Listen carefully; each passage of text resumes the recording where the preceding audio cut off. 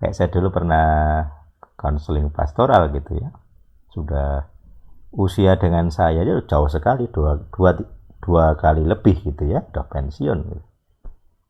Kemudian dia cerita rumah tangga, saya belum berumah tangga, saya tidak tahu rasanya berumah tangga, ngurus anak istri, ngurus asmara gitu kan. Dia cerita tentang perselingkuhan dan sebagainya. Ya saya beri patokan, kalau Bapak sudah merasa bersalah ya pengakuan dosa kepada Tuhan, satu, kepada pihak-pihak yang dirugikan. Kalau yang dirugikan istri ya ngomong ke istri, kalau yang dirugikan anak ya ngomong ke anak gitu. Sesimpel itu, karena teorinya saya begitu, itu legal ground. Kalau Roh Kudus sudah menginsafkan akan dosa ya selesaikan, jangan ditahan gitu, harus berani gitu. Begitu di ngomong sama istri ya tahulah pasti akan terjadi. Ya seperti Jeffrey itu nanti. Begitu istri ngerti ini, begitu kamu ngerti istrimu seperti itu kan konflik. Nah, tapi saya sudah teori saya ya. Ada safe-nya, ada amannya, yaitu apa? Saya mengajarkan apa yang ada ayatnya. Kalau Roh Kudus sudah menginsafkan, ya orang itu harus pengakuan. Nah ternyata ya berhasil, mereka nggak cerai. Saya hanya tahu teori, saya nggak ngalami gitu. Karena berkaitan dengan hayah kan. Saya merancang. Oh ini ada rancangan. Rancangan apa? Roh Kudus sudah bekerja, rancangannya berarti selesai. Harus selesai. Pasti selesai. Bukan harus ya, pasti selesai. Kasusnya pasti selesai gitu. Nah saya membimbing beliau untuk menyelesaikannya. Jangan ditahan. Kalau hatimu sudah didorong untuk pengakuan dosa, ya sudah mengaku dosa. Makanya pengakuan dosa kan jadi ciri khas pelayanan kita ya, di doa-doa pelepasan kita selalu erat dengan yang namanya saya mengaku dosa, walaupun pelakunya kadang bukan kita sendiri. Apalagi kalau nanti doa imam ya, doa Kohen, bapak mendoakan anak istri atau cabut paku, itu sebenarnya doa imam. Saya yang pengakuan, bukan saya pelakunya, warga di situ yang pelaku atau leluhur mereka bahkan. Tapi saya mengakui sebagai dosa saya sendiri, dosa leluhur saya sendiri. Dan ternyata berhasil. Itu saya cuma tahu dari teori. Tidak ada sebelumnya yang ngajar saya, tidak ada. Dari mana saya bisa tahu ya? Karena tadi semua penderitaan tadi membuka wawasan gitu. Jadi roh dan sabda Tuhan itu seperti pedang bermata dua memisahkan roh dan jiwa gitu. Jadi jiwa saya stres tapi roh saya terpisah.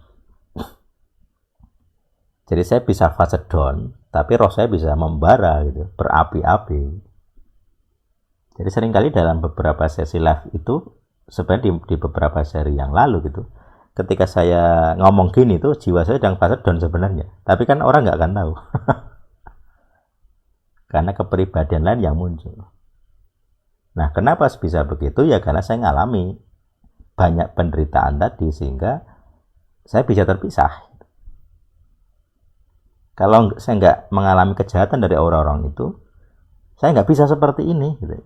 Makanya Roma 8 28, 29, 30 itu bukan hanya saya imani, tapi juga saya alami. Gitu.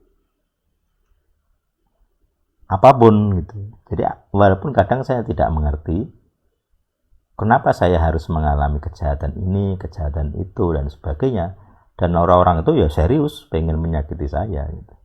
Seperti Balance dulu pengen menumbangkan Elsa, mereka serius ngerekrut orang, bujui, membuli, kayak Lucy dibully.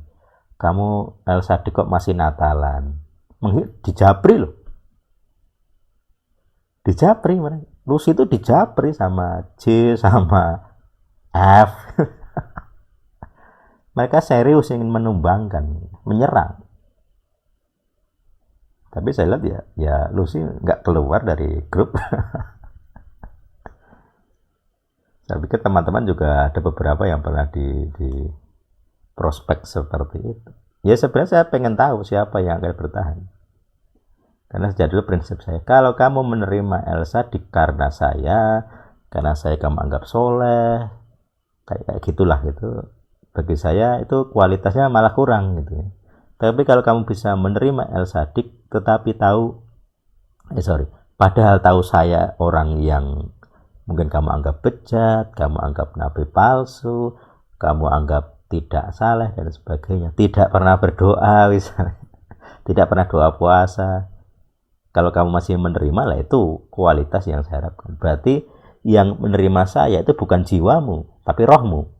Jadi jiwamu stres, orang kayak gini kok diutus Tuhan, tapi rohmu bisa ngerti ya ini utusan Tuhan gitu. Jadi kalian mengalami pemisahan jiwa dan roh. Kalau kalian nggak ngalami itu, pasti tersandung dengan saya, sudah pasti. Dan saya memang merancang itu ya. Makanya saya tidak akan tampil sebagai orang saleh. Banyak hal di dalam diri saya tidak dianggap saleh gitu.